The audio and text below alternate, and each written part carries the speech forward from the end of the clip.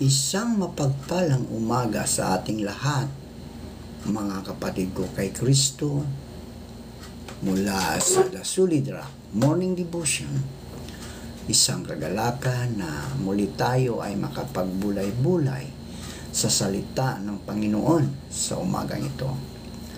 Mga ilang minutong pagbubulay-bulay ng mga salita ng Panginoon upang papurihan ang ating Panginoong Hesukristo. Mga ilang minutong pagbubulay-bulay sa mga salita ng Panginoon upang sambahin, papurihan ang ating Panginoong Hesukristo. Ang ating pong pagbubulay-bulayan ngayong umaga, mga kaibigan ko, ay matatagpuan sa Juan, Kapitulo 16, talatang 8. Ito ang sinasabi. Pagdating niya ay kanyang patutunayan na mali ang mga taga-sanlibutan tungkol sa kasalanan, tungkol sa katuwiran, at tungkol sa paghatol ng Diyos. Tayo po ay manalangin. O Diyos na mapagmahal, muli ay naririto kami sa iyong harapan sa maulang umaga na iyong ibinigay sa amin.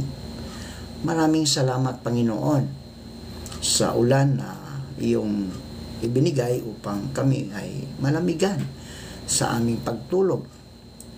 Salamat po Diyos dahil kami ay maayos ang aming pagtulog. Binigyan mo kami ng magandang pagtulog upang ang aming mga katawan ay manumbalik ang lakas dahil sa maghapong gawain, Panginoon. Gayon din po, Diyos, salamat sa mga biyayang ibinigay ninyo para sa iyong mga anak. Salamat, Panginoon, sa patuloy mong pag-iingat sa iyong mga anak.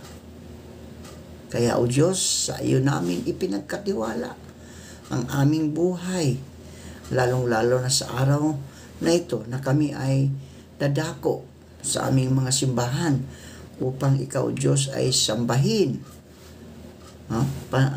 mag-aral ng mga salita sa pamamagitan ng Sunday School. Patnubayan mo kami, Panginoon, ang iyong mga anak na makarating ng maayos sa bawat iglesia, Panginoon. Ingatan mo hanggang makarating sa kanilang simbahan. Panginoong Hesus, patuloy kong itinataas sa inyo ang aming mga kaibigan na may mga karamdaman. Patuloy mo silang abutin at ibalik ang mga lakas na nawala dahil sa karamdaman na iyan. Ibangon mo sila sa banig ng karamdaman at ito'y iyong pagalingin. Maraming salamat, Panginoon, sa pagpapagaling mo sa aming mga karamdaman. Salamat na ikaw ang siyang manggagamot sa lahat. Kahit anong uri ng karamdaman, ikaw, Panginoon, ang siyang Jehovah Jireh. Maraming salamat po. Lord, sa umaga rin ito, patuloy naming naalala ang aming mga kaibigan na mag-celebrate ng kanilang kaarawan. Pagpalain mo sila, O Diyos, ingatan mo sila, naway maging malakas ang kanilang mga katawan at maging ang kanilang buhay pananampalataya. Gayon din po, Diyos, sa aming mga kaibigang mag-asawa na mag-celebrate ng kanilang wedding anniversary. Pagpalain mo sila, O Diyos. Naway ikaw ang sentro ng kanilang buhay mag-asawa upang ang kapayapaan, pag-ibig ay naghahari sa bawat pamilya o sa bawat mag-asawa, Panginoon. Ikaw, Diyos, ang pumasok sa puso ng mga mag-asawang ito upang magkaroon ng kapayapaan ang kanilang mga tahanan. Gayon din po, Diyos, patuloy naming itinataas sa inyo ang mga kaibigan namin na naghahanap ng trabaho, maging lokal man o abroad. Ingatan mo sila, Tulungan mo sila, O Diyos, na makahanap ng magandang trabaho upang sila, O Diyos, ay magkaroon ng hanapbuhay para sa kanilang sambahayan, Panginoon. Maraming salamat, Panginoon, sa mga katugunan sa aming mga panalangin. Sa pangalan ni Jesucristo na aming Diyos at tagapagligtas. Amen.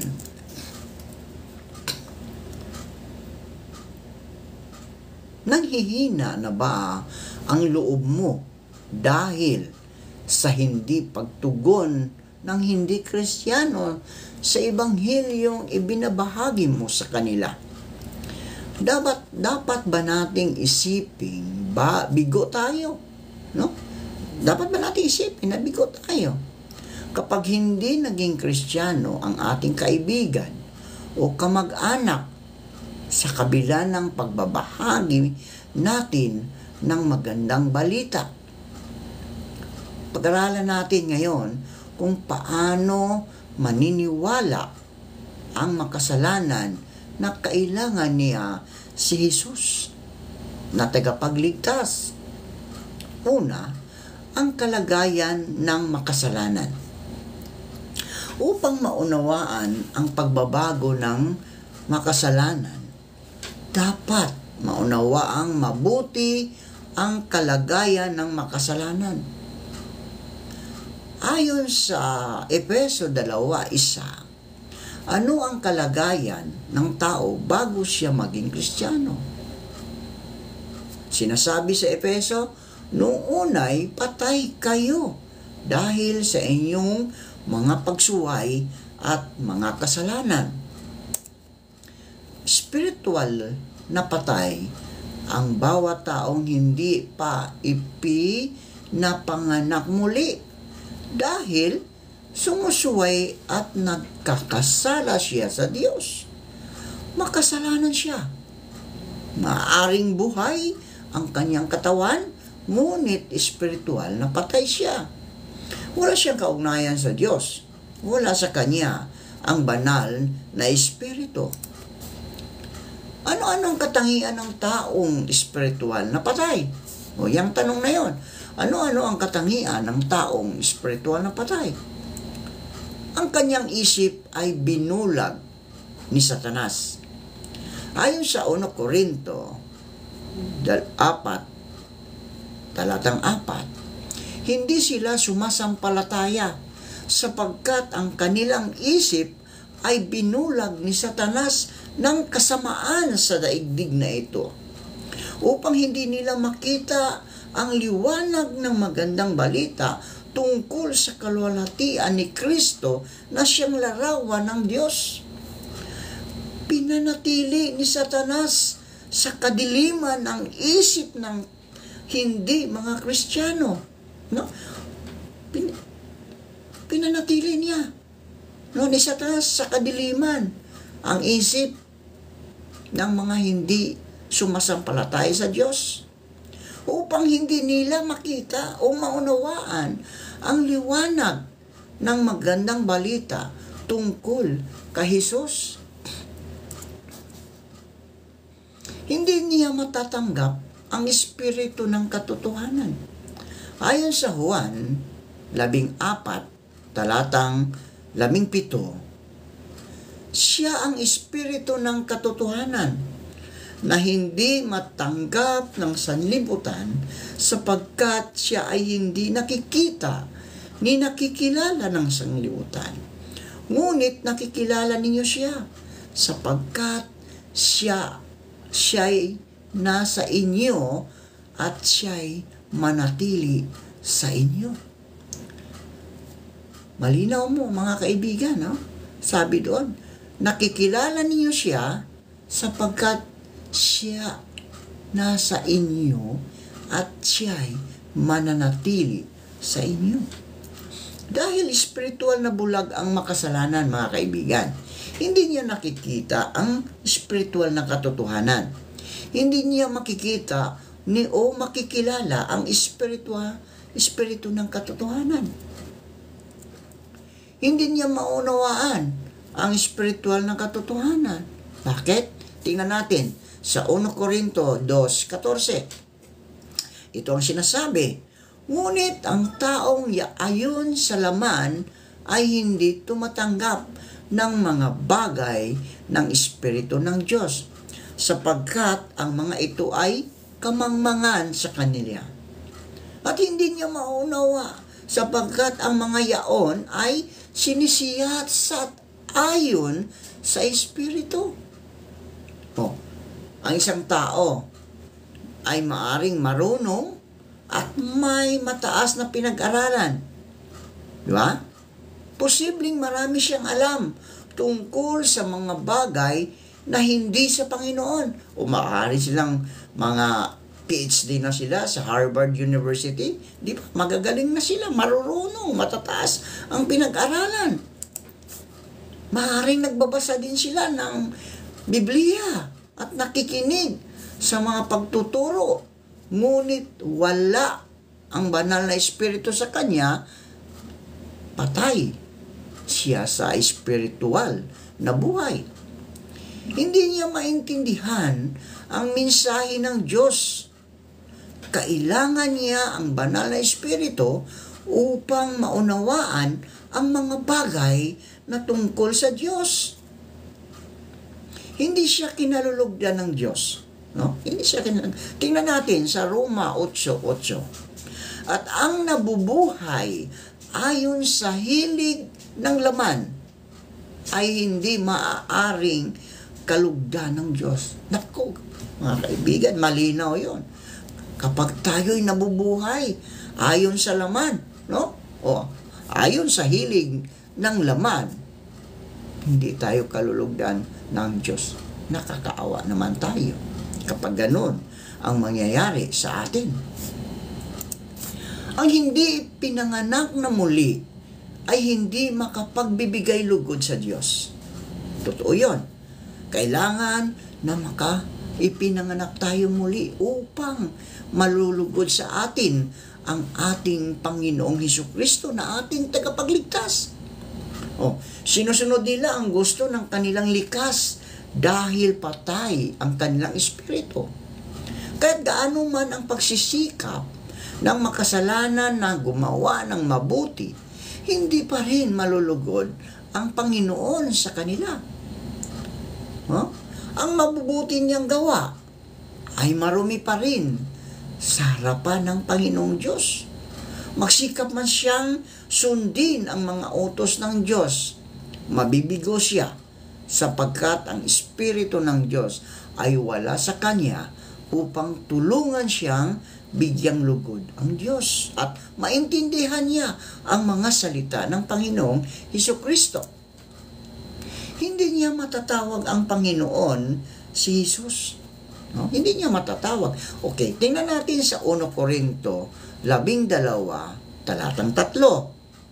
Okay, ang sabi rito, kaya gusto kong malaman ninyo na walang taong pinapatnubayan ng Espiritu ng Diyos ang magsasabi, sumpain si Jesus. At wala rin taong makapagsasabi na si Jesus ay Panginoon kung hindi siya pinapatnubayan ng banal na Espiritu. Ang may banal na Espiritu lamang ang tapat na makatatawag ng Panginoon kay Jesus. No? Dahil walang banal na Espiritu ang espiritual na patay, hindi niya matatawag ang Panginoon si Jesus. Hindi niya tunay na masasamba si Jesus. Maaring tawagin niya si Jesus sa panalangin, ngunit hindi niya siya tunay na masasamba nang hindi niya kinikilala ang Panginoong si Jesus sa kanyang buhay. Hindi siya makakaroon ng espiritual na bunga. Paano kaya yun? O tingnan nga natin ang sagot sa Juan, Kapitulo 15, talatang 5. Ito ang sinasabi. Ako nga ang puno ng ubas. Ako nga ang puno ng ubas. At kayo ang mga sanga.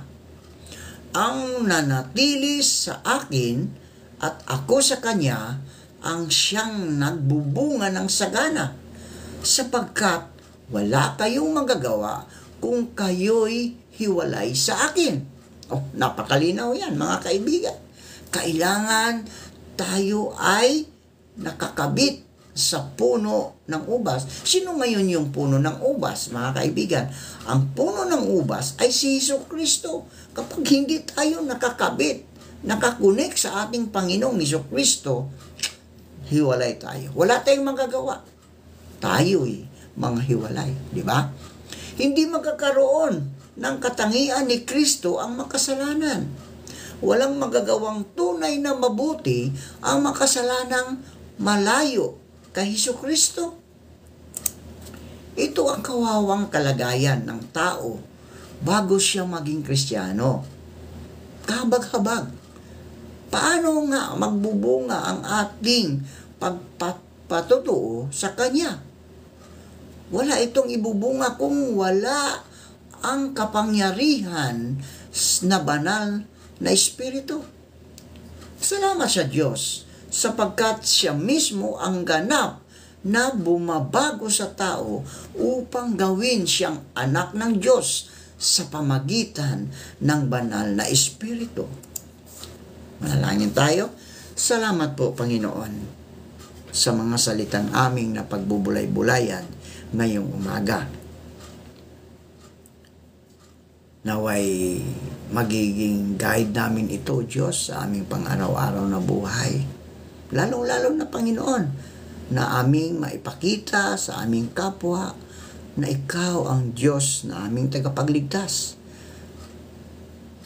Ma-share namin ang mga salita mo, Panginoon, upang sila rin, O Lord, ay maligtas sa kapahamakan, sa dagat-dagatang apoy ng impyerno.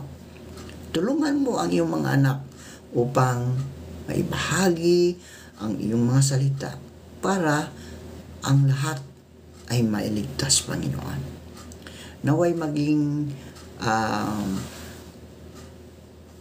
guide ito para kami, O Diyos, ay magpatuloy sa gawain ng aming Panginoong Hesukristo. Panginoong Hesus, sa umagang ito, dalangin ko na pagpalain mo ang lahat ng nakikinig ng iyong mga salita. Ingatan mo sila, anuman ang kanilang ginagawa, hinahawakan, pagpalain mo, Panginoon, kasama ng kanilang buong sambahayan. Tulungan mo sila na makaahon sa hirap ng buhay, Panginoon. Tulad ng iyong mga alagad, ako po'y nagpapasalamat sa iyong pagtitiwala na ibinibigay ninyo sa akin. Makakaasa po kayo, Panginoon, na hindi namin ito sasayangin ang pagkakataon na ibinibigay mo. Maraming salamat po sa pangalan ni Jesucristo na aming Diyos at tagapagligtas. Amen.